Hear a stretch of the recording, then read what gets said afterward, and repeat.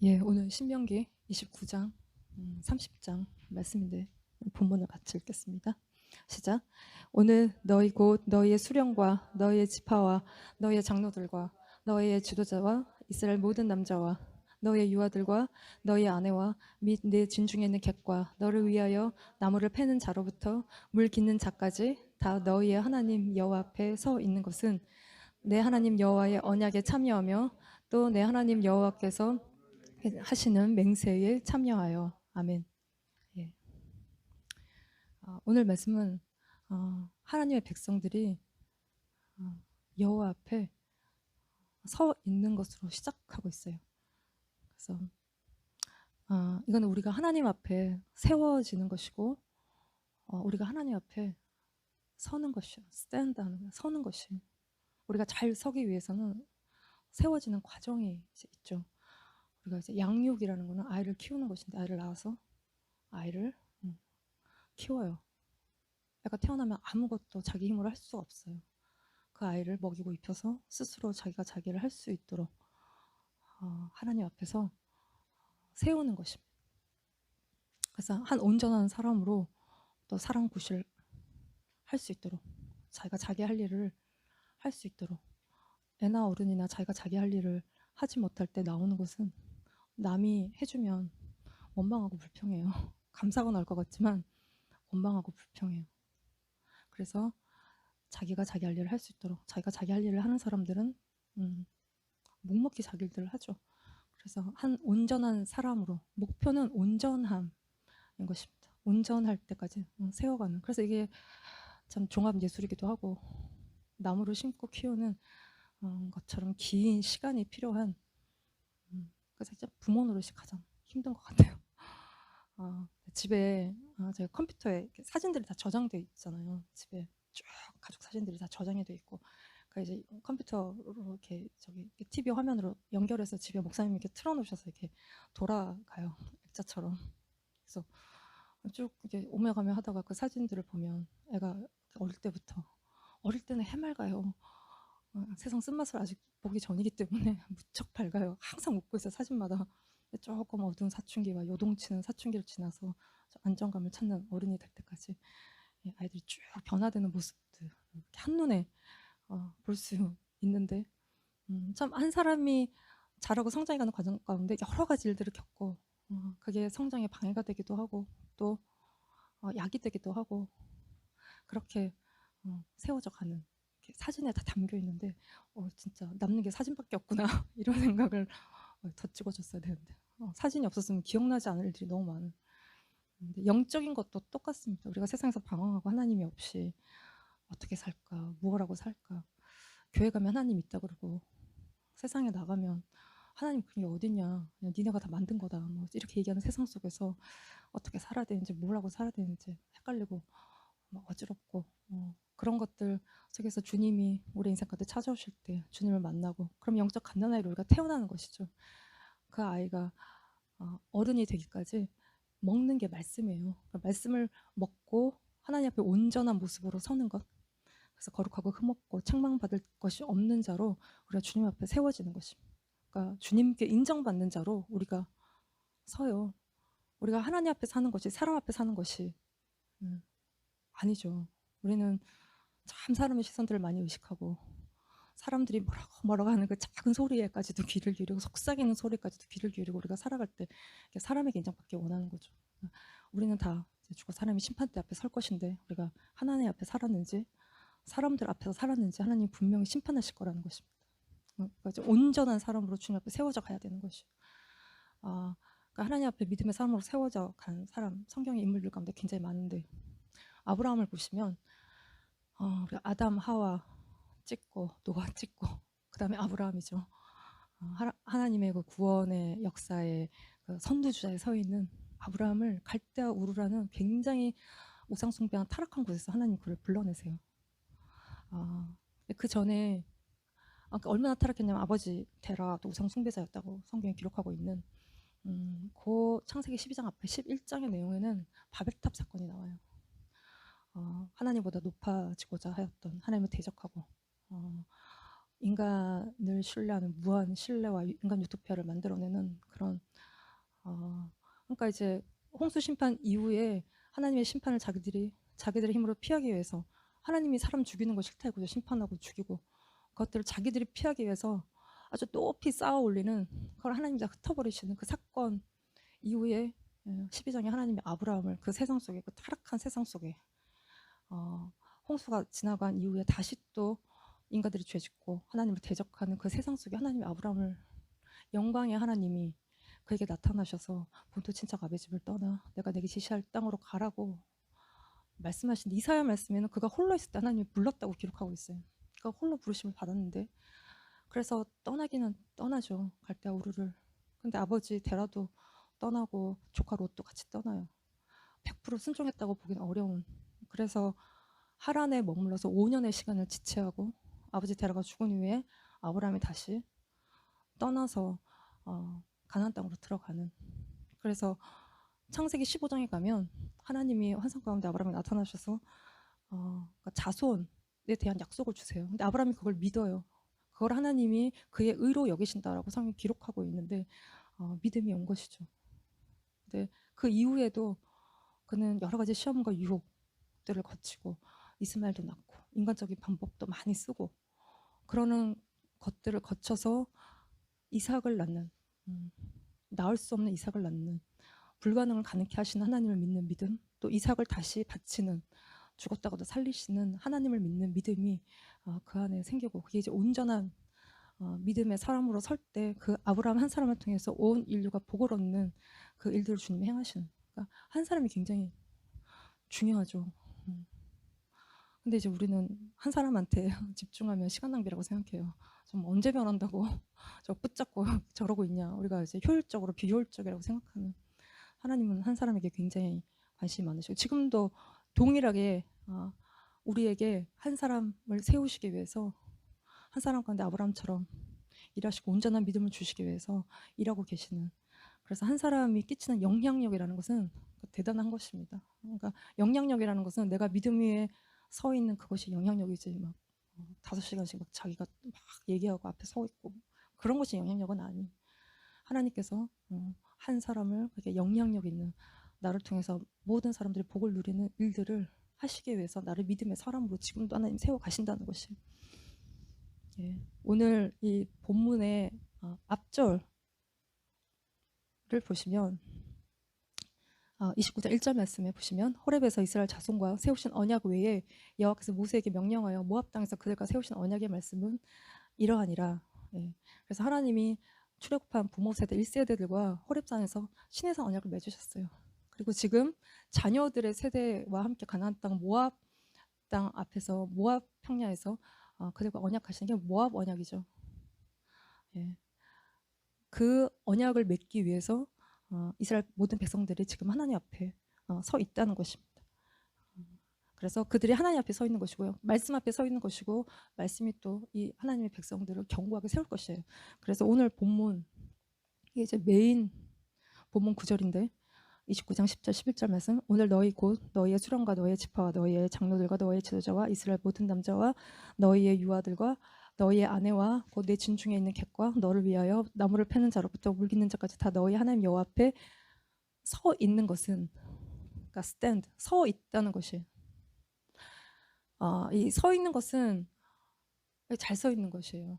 이렇게 삐딱하게 막 한 다리에 힘을 주고 막 앉고 싶은데 앉지도 못하고 막 엉거주춤 이렇게 서 있는 것이 아니라 다리에 힘을 딱 주고 그러니까 스탠 펌한 상태로 딱 서 있는 것입니다. 그래서 흔들리지 않는 거예요. 뿌리 깊은 나무는 흔들리지 않죠. 그래서 완전히 온전한 모습으로 서 있는 것이죠. 스탠드 서 있다는 거 이게 낮자고 히브리어로 서다, 세우다, 뭐 두다, take on stand. 그래서 그 사람을 그 위치에다가 두는, 임명하는 어떤 포지션을 갖게 하는 이런 뜻을 갖고 있어요. 그러니까 하나님이 우리를 그런 위치에 세우신다는 뜻이죠. 그래서 아무것도 안 하는 것처럼 보여도 그 사람이 거기에 그 자리에 서 있기 때문에 건물 전체가 무너지지 않는 것입니다. 기둥 역할을 하는 거예요. 그래서 그 위치에서 그 역할들을 감당하기 때문에 아버지가 아버지 역할을 하고 엄마가 엄마의 역할을 하기 때문에 그 속에서 아이들도 한 아이 세워져 가는 것이에요. 근데 둘 중에 하나가 자기 역할을 하지 않고 그러면 한 사람이 다 짐을 지게 되어 있고 애들은 그걸 보고 크면서 게으르고 악한 것들을 배우게 되는 것입니다. 그래서 하나님이 위치를 주시고 역할을 주세요. 그래서 엄마가 되면 엄마의 역할을 해요. 그러니까 여자는 약한데 뭐 엄마는 강하다 뭐 이런 얘기 있잖아요. 엄마가 되면 슈퍼울트라 초능력 파워가 막 이렇게 나오는 거예요. 아빠가 되면 가족들을 위해서 밖에 나가서 일을 하는데 여러 더럽고 치사하고 막 안 입고 막 이런 일들이 무진장 많지만 참고 기둥 역할을 하는 것이에요. 그래서 이게 뭐 회사의 CEO도 자기 역할들을 하고 많은 일들을 겪을수록 그 선자리에서 경고해지는 것이죠. 그래서 우리가 뭐 고통 없이 얻는 것이 없는 것입니다. 그래서 제대로 서 있지 못하면 가정이 무너지고 또 회사가 무너지고 서 있다는 것은 이렇게 막 아무렇게나 서 있는 것이 아니라 성숙하고 뻘쭘하게 서 있는 것이 아니라 성숙하고 온전한 모습으로 서 있다는 것이에요.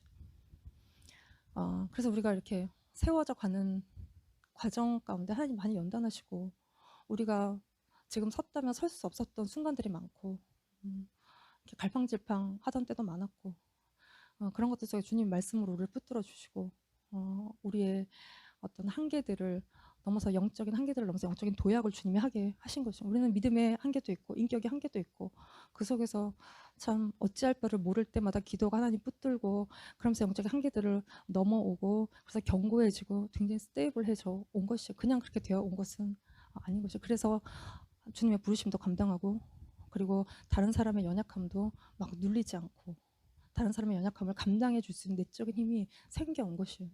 그렇게 스테이블해지는 거 우리가 이제 바라는 바인 것입니다.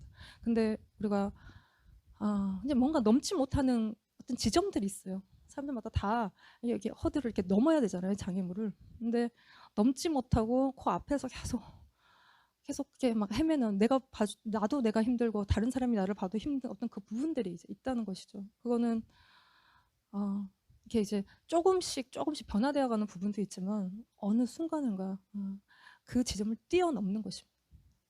우리가 이제 우리가 이걸 뛰어넘으려면 오늘 요만큼 뛰어넘고 잠시 스탑하고 내일 또 뛰어넘고 이러지 않죠. 이건 순간 뛰어넘는 것이에요. 그러기 위해서 우리가 뭐 그런 뭐 올림픽 봐도 이걸 뛰어넘기 위해서 점프력도 키워야 되고 근력도 키워야 되고 그러기 위해서 날마다 주님 앞에 나아가는 것이고 그럴 때 이걸 뛰어넘는 것인데 결국 뛰어넘는다는 것은 무엇을 통해 오냐면 우리가 회개를 통해서 오는 것입니다. 하나님께 계속 나갈 때마다 이게 내가 이런 상황에 반응하고 환경에 반응하고 내가 뭐 이 사람에게 반응하고 또 내 자신의 문제에 몰두해 있고 그거는 굉장히 믿음이 없는 것인데 믿음이 없는 나의 현실을 정말 처절하게 깨달을 때 주님만을 바라보는 믿음이 우리가 생기면요 이게 도약이 일어나는 것입니다. 우리가 그게 안 생기는 거잖아요. 계속 요 앞에서 이 문제만 생기면 거기서 발발거리고 어찌할 바를 몰라 하고 거기다 기도 안 하면 더 하고 근데 계속 그 기도한 자리를 떠나지 않을 때 주님이 은혜를 주셔서 깊이 회개하게 하시면 나를 극복하는 일들이 생기고 어떤 상황에서도 주님만 바라보는 일들이 생긴다는 것이 우리가 바라는 게 이제 그것입니다. 그럴 때 옛날에 막 굉장히 헤매고 이제 그랬던 걸로 다시 또 헤매고 다시 또 제자리를 찾고 그러진 않는다는 것이죠. 얼마 전에 이제 중국에 뭐 천년에 한 번 올까 말까 비가 왔다고 하더라고요. 도시가 막 물에 잠기고 차가 막 물에 둥둥 떠다니고 그리고 지하철에 비가 들어찬 거예요. 그 서버에 비가 막 지하에 막 들어온 거예요. 그리고 막 전기가 나오고 이러니까 그 속에 사람들이 갇힌 거예요. 빠져나오지를 못하고. 그러면서 그 전철 안에 누런 물이 차오르기 시작하는 거예요. 밑에서부터 여기까지 차오른 게 뉴스에 이게 막 셀카로 찍었는지 이게 막 보도가 돼서 나왔는데 막 사람들이 이거 잡고 있어요. 죽을까봐. 그리고 그 속에 서가지고 물이 여기까지 차면 사실 죽는 거잖아요. 숨 못 쉬고 배 터져서 죽는 건데 그걸 이렇게 뉴스로 보다가 우리 참 인생에 절대 경험하고 싶지 않은 최악의 순간인 거예요. 사람들이 그 안에서 그것들을 경험하고 있는데 우리가 이제 전철을 한국에서 타면 뭐 갑자기 전철이 이렇게 불이 꺼지고 뭐 스탑하고 뭐 고친다 그러고 사람들은 그 안에 많은데 그게 막 시간이 길어지면 우리 갑자기 초조해지고 우리 약간 패닉이 오잖아요. 숨도 잘 안 쉬어지는 것 같고 근데 그 안에 물이 들어찬다는 것이죠. 내가 저 안에 있으면 어떨까? 내 마음은 어떨까? 나는 저 안에서 평안할 수 있을까? 물이 계속 차오르고 막 상상이 뻗치지 않을까? 이러다가 막 죽는 게 아닐까. 이 속에서 주님이 지키시고 보호하신다는 걸 내가 믿는 믿음이 이 안에서 가질 수 있을까? 아니면 죽더라도 내 영혼을 주님께 맡기는 믿음이 이 안에서 나올 수 있을까?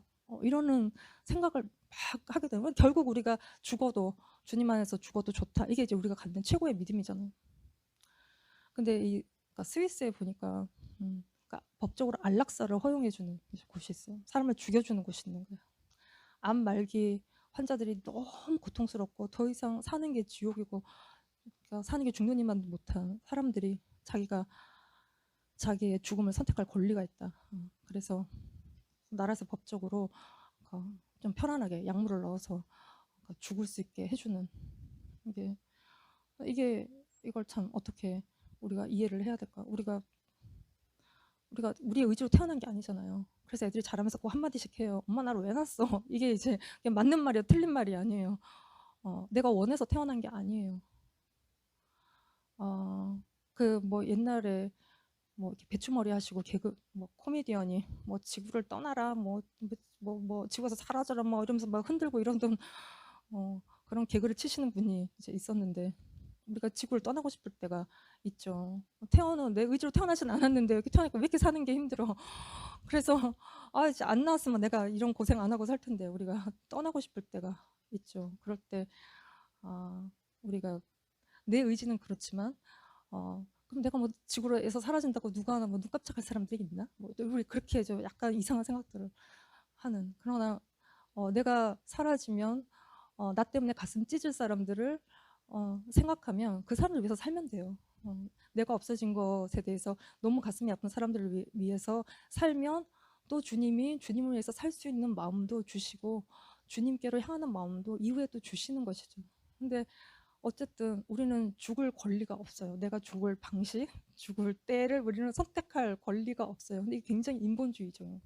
내가 너무 힘들면 죽을 수도 있다. 근데 우리의 살면서 말할 수 없는 고통도 하나님 뜻이 있는 거예요. 하나님의 깊은 뜻이 있어요. 그 속에서 죽지 못하면 나는 인내하고 견뎌야 돼요. 내 죽고 사는 거, 내 죽는 때와 방법은 주님의 방법에 있는 것이 내가 선택하고 내가 죽고 싶으면 죽고 내가 죽고 살고 싶으면 살고 그러는 것이 아닌 것이. 이제 저희 아버지가 72세 나이로 돌아가셨는데 그러니까 딱 병원에서 중환자실에 한 달 들어가셔서 폐 섬유와 폐가 이제 굳어지셔서 더 이상 폐가 기능을 못하는 거야. 그래서 이거를 활성화시키겠다고 계속 막 숨쉬기 연습을 계속 하시다가 이제 결국은 그게 잘 안 돼서 돌아가셨는데 그때 저희 친정 어머니가 저한테 막 기도하라고 아버지 살려달라고 기도하라고 그래서 막 얘기를 하셨어요. 근데 엄마를 위해서 그러니까 뭐 아버지가 계시지 않은 평생 같이 하셨는데 없다는 게 이제 상상할 수 없거든요. 아버지를 꽉 붙드시는 건데 그런 거 생각하면 엄마에게는 기적이 필요한데 아버지가 살아나시는 그리고 청년의 폐로 이렇게 막 바꿔지는 그런 굉장히 기적이 필요한데 이게 기적이 필요할 때인가 아버지에게 안식이 필요할 때인가 나는 잘 모르겠는 거예요. 그리고 봤더니 아버지가 숨쉬기 위해서 한 달 내내 그 병실에서 죽을 힘을 다하고 계신 거예요. 숨쉬기가 곤란한데 그거를 막 해갖고 내 눈에는 이게 소생할 가망이 없고 이미 다 폐는 굳었고 살아도 뭐 산소통을 끼고 살아야 되고 이게 너무 고통스러운데 나는 이제 내가 기도하기를 하나님 그냥 이 고통이 그쳤으면 좋겠습니다. 아버지는 아버지 일들을 다 하셨고 아버지로서 훌륭하셨고 주님 보시기에도 훌륭하고 저 자식이 보기에도 훌륭하고 잘 사신 건데 무슨 마이클 잭슨처럼 유명하지도 않고 그 사람처럼 떠들썩하게 세상 떠들썩하게 죽는 건 아니지만 하나님 앞에서 하나님이 데려가시는 것도 유익이라는 생각이 제가 이렇게 들어서 그렇게 기도를 하고 아버지는 그거를 이렇게 한 달을 버티기를 하시다가 돌아가셨는데 그것도 봄날에 가셨어요. 워낙 우리 어르신들이 자식한테 짐이 되고 싶어 하지 않잖아요. 여기저기 나이 들면 아프고 자식들 도움이 많이 필요한데 짐이 되고 싶어 하지 않으세요. 근데 정말 전혀 짐이 되지 않으셨고 따뜻한 봄날에 돌아가셔서 여름에 돌아가시면 우리 또 막 아들 사위들이 까만 양복에 넥타이 쫄라매고 관 들고 산 위에 오르다가 묻으러 가다가 막 기절하고 막 그런 일들이 막 비일비재한데 너무 봄날에 좋은 날에 자식도 고생 안 시키고 가시고 근데 이제 제가 이제 그거를 보면서 하나님 앞에 근데 나는 저렇게 죽고 싶지는 않다 이런 생각을 숨은 죽기 전에 좀 못 쉬다가 죽어야지. 한 달 내내 숨쉬기 곤란한 상태로 이렇게 한 달 이러는 건 좀 곤란한데 주님 참 나는 좀 이거보다는 좀 나는 이제 좀 짧게 데려가시면 좋겠다 이런 생각을 이렇게 하는. 그러니까 이제 이게 우리의 선택이 아닌데 또 우리가 그것들에 대해서 붙드는 것들이 이제 있는. 그러나 우리의 죽고 사는 모든 것들이 주님 손에 있다는 것입니다. 그래서 우리가 나의 전부, 나의 생명, 나의 죽음까지도 주님 앞에 드리는 것이 우리가 가져야 되는 최고의 주님 앞에서 이게 믿음이라는 것이 우리가 그게 이제 그걸 주님께 맡기면 우리가 경고한 것입니다. 살고 죽는 것에 대한 경고함이 우리 속에 있는 것이죠. 이게 또 관련된 서는 것에 대한 관련된 말씀을 보시면 유다서 20장 21절 말씀인데 보시면 사랑하는 자들아 너희는 너의 지극히 거룩한 믿음 위에 거룩한 믿음 홀리 페이스 위에 자신을 세우고 빌드업하고 성령으로 기도하며 그래서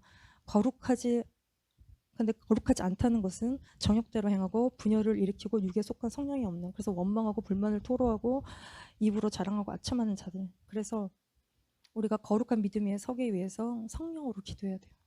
그냥 기도하면 안 되고 성령으로 기도해야 돼요. 막 자기 생각 가득해서 자기 생각으로 기도하면 안 되고 성령으로 기도하며 21절에 하나님의 사랑 안에서 자신을 지키고 자기를 지켜야 돼요. 우리가 지극히 거룩한 믿음 위에 서기 위해서 자신을 킵하는 지키는 것이 필요해요. 그래서 영생에 이르도록 우리 주 예수 그리스도의 긍휼을 기다리는 그럴 때 믿음 위에 자기를 세우고 그 영광 앞에 주님의 영광 앞에 흠없이 우리가 서는 그런 자가 되는 것이죠.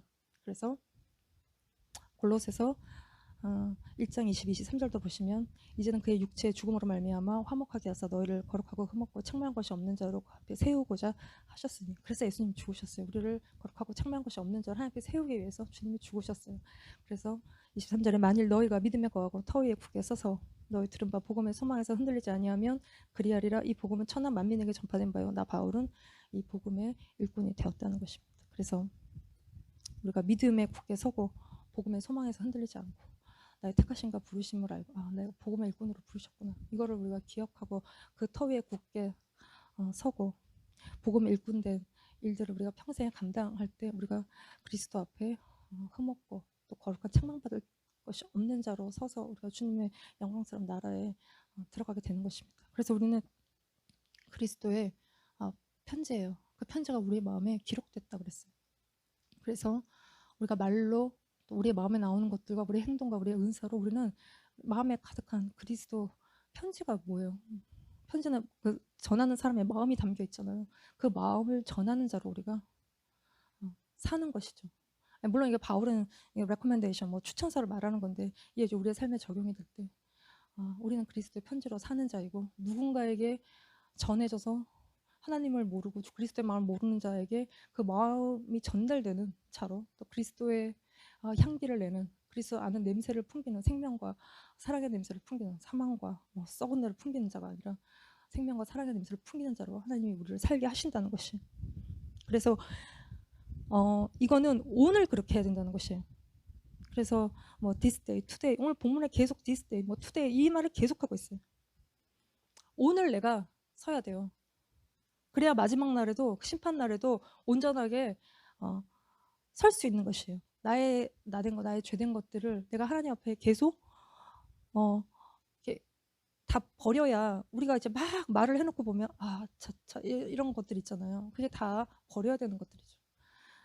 그래서 우리가 책망받을 것이 없는 자로 서기 위해서 나를 판결하시고 심판하시는 주님 앞에 나를 쫙 스캔하시는 주님 앞에 우리가 날마다 우리의 더러운 것들을 버릴 때 우리가 오늘 그렇게 주님 앞에 서고 걸어야 내일도 걷고 마지막 날에도 우리가 주님 앞에 온전한 모습으로 설 수 있다는 것입니다.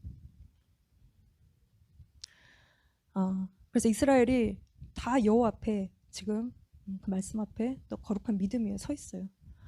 그리고 하나님이 경고하시는 것이 있는데 같이 읽읍시다. 이거는 시작. 너희 중에 남자나 여자나 가족이나 집하나 오늘 그 마음이 우리 하나님 여호와를 떠나서 그 모든 민족의 신들에게 가서 섬길까 염려하며 독주와 쑥의 뿌리가 너희 중에 생겨서 이 저주의 말을 듣고도 심중에 스스로 복을 빌어 이르기를 내가 내 마음이 완악하여 젖은 것과 마른 것이 멸망할지라도 내게는 평안이 있으리라 할감이라. 여호와는 이런 자를 사하지 않으실 뿐 아니라 그 위에 여호와의 분노와 질투의 불을 부으시며 또 이 책에 기록된 모든 저주를 그에게 더하실 것이라. 여호와께서 그의 이름을 천하에서 지워버리시되 여호와께서 곧 이스라엘 모든 지파 중에서 그를 구별하시고 이 율법책에 기록된 모든 언약의 저주대로 그에게 화를 더하시리라. 예. 여기에 이 독초와 쑥의 뿌리에 대해서 이야기하고 18절에 독초와 쑥의 뿌리, 영어로 보니까 root of idolatry, bearing poisonous fruit and wormwood bitterness. 그래서 이 독초와 쑥의 뿌리, 이들이 갖고 있는 특징은 뿌리가 있어요. 독이 있고요. 또 써요. 이게 이제 뭐며 이게 우리 중에 이런 게 왜 생기느냐 할 때 18절에 여호와를 떠나서 모든 민족의 신들에게 가서 섬겼다는 것이 우상 숭배로 인한 것이 하나님을 배반하는 배교에 의한 것이에요. 그래서 죄, 독 이게 막 퍼지죠. 그래서 우리를 사망에 이르게 하는 것이에요. 이제 우리가 이것이 있다는 것이죠. 이게 뿌리가 있다는 것, 죄의 뿌리가 있다는 것이죠. 이건 우상을 숭배하는 뿌리예요. 우상을 숭배하는 뿌리는 자기를 사랑하는 뿌리예요. 그 뿌리가 있어서 19절에 저주의 말을 듣고도 심중에 스스로 복을 빌어 평안하다는 것이에요. 하나님이 이렇게 하면 저주, 우상을 숭배하면 저주라고 말하는데 이 말을 듣고도 평안하다고 얘기하는 것이에요. 이게 자기 생각의 끝판인 것이죠. 자기를 고집하는 것이에요. 그래서 마음이 완악해져서 멸망해도 괜찮다는 것이에요. 괜찮지 않죠. 하나님 심판이 얼마나 두렵고 무서운 것인데 괜찮다는 것이에요. 내가 오늘 신나게 살면 내일은 없어요. 내일 심판은 I don't care한 거야. 그게 아니라는 것이에요. 그래서 그런 자들에게 20절에 용서하지 않으실 뿐 아니라 그 위에 진노와 질투의 불을 부으시고 기록된 모든 저주를 그의 이름을 쏟으시고 이름을 지우시고 12지파에서 분리시켜서 이게 모든 지파 가운데 본보기로 삼으시겠다는 것입니다. 이게 하나님에게서 마음이 떠나 우상을 숭배하고 세상 좋아서 자기를 숭배하며 그리고는 평안하다고 얘기하지만 거짓 평안인 것이고 하루살이의 평안이 오늘만 살고 끝날 내일이 없는 인생인 것이죠. 그래서 우리가 하나님을 알고 하나님을 경험하고도 하나님을 떠날 수 있다는 것이죠. 근데 하나님은 우리가 돌아오면 돌아오기를 바랐어요. 하나님이 원하시는 건 회복이지 버리심이 아니에요. 징계의 목표도 우리가 주님께 돌이키는 것이에요. 근데 끝까지 돌아오지 않을 때 주님이 버리시겠다고 말씀하시는 것이고 우리가 정말 성령을 경험하고 하늘의 빛을 받고 그렇다 할지라도 우리의 마음이 굳어지고 하나님을 대놓고 부인하고 그럴 때 우리가 더 이상 회개하고 돌아올 잠깐 떠났다가 그런 것이 아니라 영원히 하나님을 떠나버린 자들에 대해서 그리스도의 피가 헛되고 또 주님이 그런 자들을 다시 죽을 수가 없는 그런 자들에게 그냥 평안하다 그러고 살게 주님이 내버려 두신다는 것입니다. 그래서 히브리서 12장 15, 17절 말씀을 보시면 너희는 하나님의 은혜에 이르지 못하는 자가 없도록 그러니까 하나님의 은혜에 이르지 못하는 것은 이게 참 이게 무서운 이야기예요. 우리가 하나님 은혜로 살고 있죠. 근데 은혜에 이르지 못하는 자가 있다는 것이 쓴뿌리가 난 것이고 많은 사람이 그것 때문에 더럽게 된다는 것이 그렇게 되지 말라는 것입니다. 그리고는 16절 말씀에 에서가 장자의 명분을 판 이야기를 하고 있는데 이런 얘기들은 성경에 많이 기록되어 있어요. 가룟 유다 같은 예수님의 제자였지만 또 가인 예배자였지만 또 에서 장자였지만 근데 이게 뭔가 자기의 죄의 뿌리 자기를 사랑하는 그 뿌리를 버리지 못하고 선을 넘고 하나님의 선하심을 시험하고 그래서 우리가 가도 적당히 가야 돌아오는데 완전히 주님을 떠난 자들에 대해서 하나님이 더 이상 그들에서 케어하지 않으시는 이거는 우리가 구원의 확신을 불안하게 하는 것이 아니라 우리가 늘 하는 얘기죠. 우리가 두렵고 떨림으로 구원을 이루어가고 우리가 육신적인 그리스도인이 아니라 세상을 사랑하는 그리스도인이 아니라 좁은 길 가는 그리스도로 우리가 살아야만 한다는 것에서 우리가 막 살면서 참 평안하고 나는 내 삶에 하나님의 은혜가 넘치고 그러니까 잘못 생각하는 거라는 것이. 그래서 17절 말씀에 너희가 아는 바와 같이 그가 그 후에 축복을 이어받으려고 눈물을 흘리며 구하되 버린 바가 되어 회개할 기회를 얻지 못했다는 것입니다.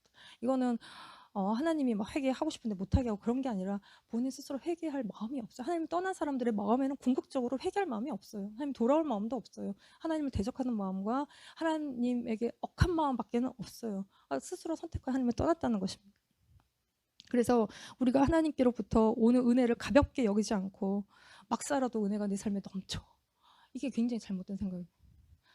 가볍게 여기지 않고 하나님과의 관계 안에 우리가 두렵고 떨림으로 있어야 되는데 이거는 언약이라는 관계 안에 우리가 있는 것이에요. 그래서 오늘 본문으로 다시 돌아가면 29장 12, 13절을 보시면 같이 읽읍시다. 내 하나님 여호와의 언약에 참여하며 또 내 하나님 여호와께서 오늘 내게 하시는 맹세에 참여하여 여호와께서 내게 말씀하신 대로 또 내 조상 아브라함과 이삭과 야곱에게 맹세하신 대로 오늘 너를 세워 자기 백성을 삼으시고 그는 친히 내 하나님이 되시려 함이니라. 예, 여기서 언약은 뭐 영어로 커버넌트. 하나님이 아브라함과 이삭과 야곱과 함께 맹세하신 이스라엘 백성들을 하나님이 자기 백성 삼으시겠다고 약속하셨어요.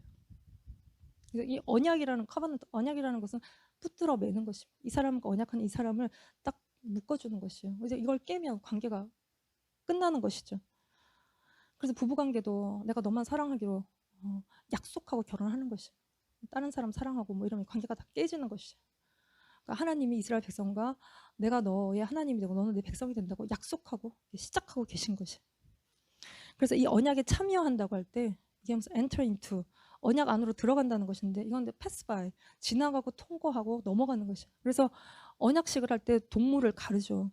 그리고 그 사이로 언약하는 사람이 지나가요.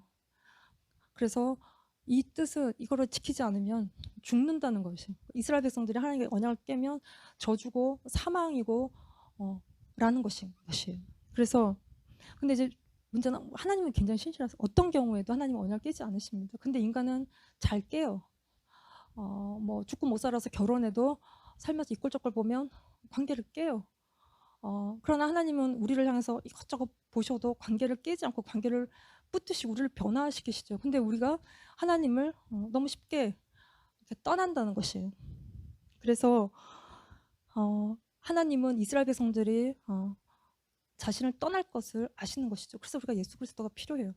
그리고 아브라함이 하나님과 언약할 때도 이 동물 사이에 하나님만 지나가시고 하나님 이스라엘 백성과 언약을 하셨지만 지키지 못하는 이스라엘 백성들 때문에 예수 그리스도가 오셔서 죽으시는 것이 하나님을 떠나서 알지도 못한 다른 신을 쫓아가는 그 이스라엘 백성들을 그래서 하나님이 다른 나라의 포로로 그 땅에서 뽑아서 던지시는 그래서 그 땅에서 고통하고 신음하며 우리가 왜 이렇게 됐을까 생각하고 다시 주님께로 돌이키면 회개하고 돌이키면 그래서 고난이 은혜인 것이고 하나님 우리를 징계하신 이유가 돌이키기 위함인 것이죠. 그럴 때 하나님이 그 백성들에게 주님을 주시겠다는 것이죠. 그래서 보시면 30장 오늘 본문 3절에 내 하나님 여호와께서 마음을 돌이키시고 너를 긍휼히 여기사 포로에게 돌아오게 하시되 내 하나님 여호와께서 흩으신 그 모든 백성 중에서 너를 모으시리니 그리고 하나 더 6절 말씀은 내 하나님 여호와께서 내 마음과 내 자손의 마음에 할례를 베푸사 너로 마음을 다하며 뜻을 다하여 내 하나님 여호와를 사랑하게 하사 너로 생명을 얻게 하실 것이며 이게 마음의 할례 뭐 썰컴시전 그렇죠. 이 마음의 할례를 베푸신다는 것이죠. 여기에서 새 언약을 말씀하고 계세요. 옛 언약으로는 실패한 것이죠. 그들이 지키지를 못했어요. 그래서 하나님이 새 언약을 주시는데 마음에다 할례를 해주시겠다는 거예요. 할례라는 것은 이렇게 껍데기를 잘라내는 것이잖아요. 우리 육신을 잘라내는 것이 우리 육신의 몸을 벗는 것이에요. 그래서 아브라함에게 하나님이 이 권속들에게 남자들에게 다 할례를 하라고 하셨을 때 그걸 통해서 하나님이 이들 자기 백성 삼으시는 자기 거 삼으시는 우리가 주님의 것이 되는 주님을 사랑하지 못하고 내 육신을 쫓고 하나님을 자꾸 떠나는 이게 다 육신인 건데 이 육신을 주님이 제거하시겠다는 거예요. 이게 이제 마음의 할례를 하는 거예요. 그래서 다시 주님을 사랑하고 주님의 법을 지키고 주님의 뜻을 따르는 자로 우리를 새롭게 하시겠다고 얘기하고 있는 것이에요. 그래서 옛 언약은 하나님의 법을 돌에다 새겨요. 그리고 남자의 육신에다가 할례를 행하는 것이지만 새 언약은 우리의 법, 하나님의 법을 우리 속에 두고 우리의 마음에 새기고 우리의 마음에다 할례를 하시는 것이에요. 이거는 예수 그리스도로 말미암아 우리의 이런 마음의 중심의 변화는 예수 그리스도로 말미암아 오는 것인데 히브리서 9장 15절에 이로 말미암아 그는 새 언약의 중보자시니 이는 첫 언약 때 범한 죄에서 속량하려고 죽어서 부르심을 입은 대로 하여금 영원한 기업의 약속을 얻게 하려 하심이라. 새 언약의 중보자가 예수님이시라는 거예요. 예수님의 피, 죽으심, 부활로 신해산 언약이 실패해요. 모압 언약도 결국은 세대를 거쳐서 다 실패한 언약이에요. 그거를 이스라엘이 보여주는 것이죠.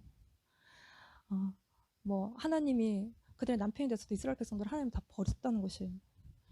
그런데 예수 그리스도 새 언약의 중보자이신 예수 그리스도를 통해서 우리 안에 그 법을 지킬 수 있도록 그 피와 성령의 사역, 그러니까 성령이 하나님의 영으로 우리 안에 새롭게 쓰여진 하나님의 법을 쓰시고 우리의 육신의 것들을 우리 마음에서 다 제거하셔서 다시 주님을 사랑하고 우리가 육체로 행하지 않고 영으로 행하고 율법의 모든 것들을 이룰 수 있도록 예수 그리스도를 통해서 우리 안에 주님이 일하시는 이게 이제 복음인 것이. 복음의 실체가 예수 그리스도이시고 새 언약의 중보자가 예수 그리스도이시고 이 본문에서 말하는 이야기는 이것이 마음의 할례에 대한 이야기를 본문에서 오늘 29장 30장에서 하고 있어요. 그리고 30장 14절에 되게 이제 유명한 말씀을 하고 계신데 같이 읽어봅시다. 오직 그 말씀이 내게 매우 가까워서 내 입에 있으며 내 마음에 있은즉 내가 이를 행할 수 있느니라. 예. 주님의 말씀이 되게 가까워서 입에 있고 우리 마음에 있대요. 그래서 하나님 법을 우리 속에 두시고 우리의 마음에 기록하셔서 우리가 왜 그러냐면 행할 수 있게 하기 위함인 것이. 왜 입에 가깝고 왜 마음에 가까우냐? 행할 수 있기 위한 것인. 그러니까 말씀이 가깝다고요. 멀리 있지 않아요. 가깝잖아요. 우리 맨날 말씀 읽으라고 그러고 진짜 완전 가까워요. 아주 지겹도록 가까워요. 근데 그것보다도 훨씬 더 가까이 어디에 있어요? 우리의 입에 있고 우리의 마음속에 있다는 것이. 근데 이제 우리의 생각이 멀죠. 우리가 생각이 다 딴 데 가 있어요. 우리에게는 어떤 지적인 욕구들이 있어요. 식욕처럼 뭔가 알고 싶은 욕구들이 다 있어요. 물론 뭐 그런 것도 없는 분들도 계시고 누워서 먹으면서 TV 보기를 좋아하시는 분들도 있지만 우리 안에 근본적으로 이렇게 뭔가 지적인 욕구, 뭐 알고 싶은 욕구. 그러나 타락한 지성은 뭐 하나님을 알고 하나님의 뜻을 구하고 그런 것이 아니라 자기를 위해서 지식을 막 습득하는 거예요.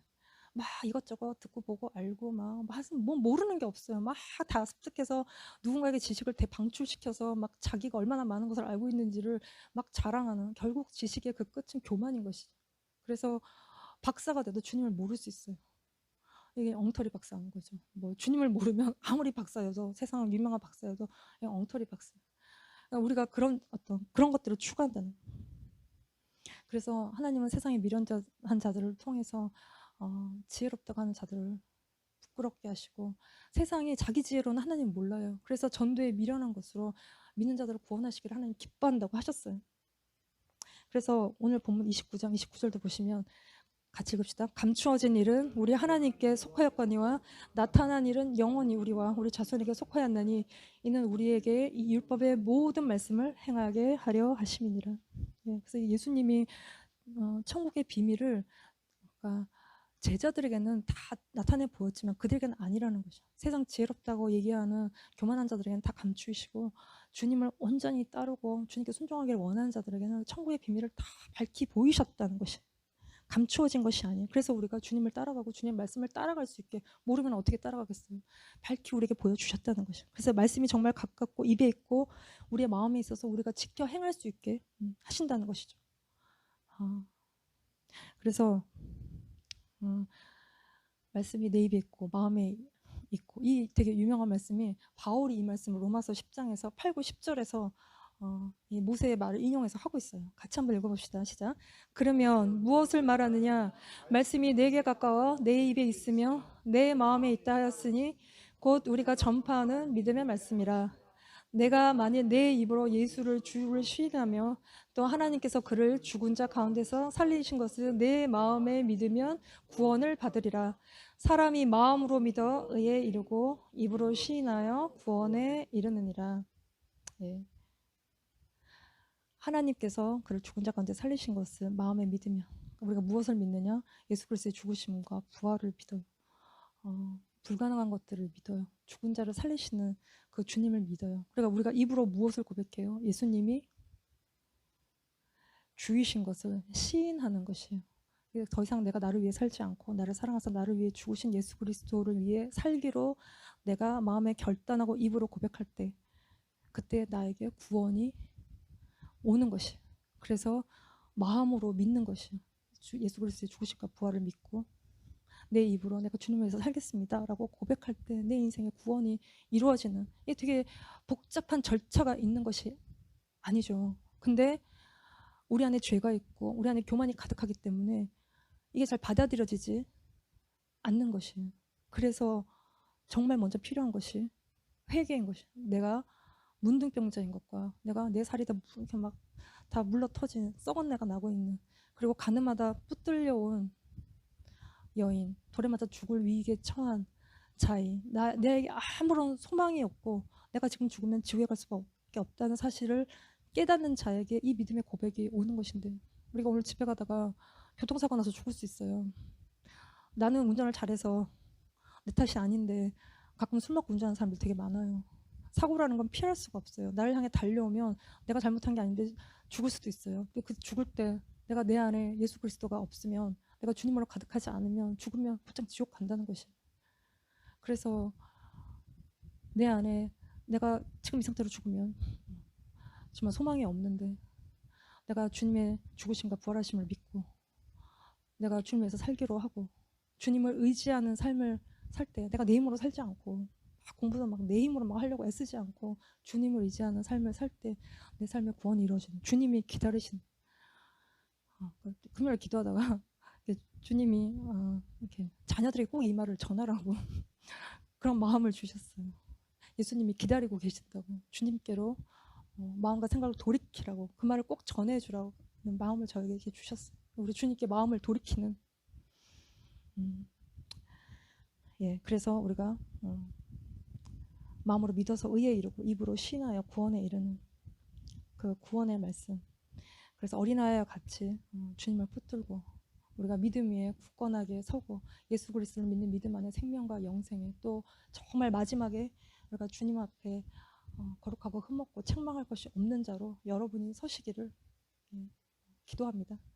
예, 같이 기도하겠습니다.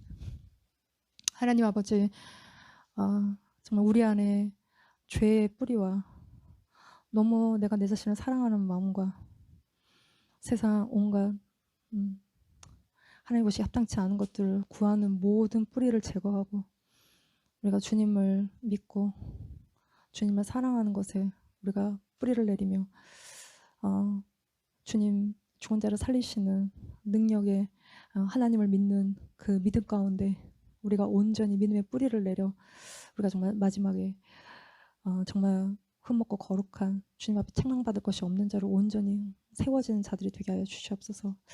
믿음의 그 터 위에 우리를 세우시고 세상의 뿌리에 우리가 그거에 터를 삼지 아니하고 온전히 주님 안에서 세워진 자들이 되게 하시며, 아이들을 주님께서 붙들어 주시고 그 마음에 주님을 찾고 구하는 마음을 주시고, 주님 정말 인생의 예수 그리스도의 그 놀라운 가치들을 발견하고 주님 각 아이들 가운데 주님 정말 홀로 있을 때 아브라함에게 찾아오신 것처럼 주님 찾아오시고 아이들의 인생 가운데 만나주시고 주님을 의지하고 주님을 위해 사는 가치로운 인생들이 다 되게 하여 주시옵소서. 주님을 찬양합니다. 예수님의 이름으로 감사하며 기도드렸습니다. 아멘.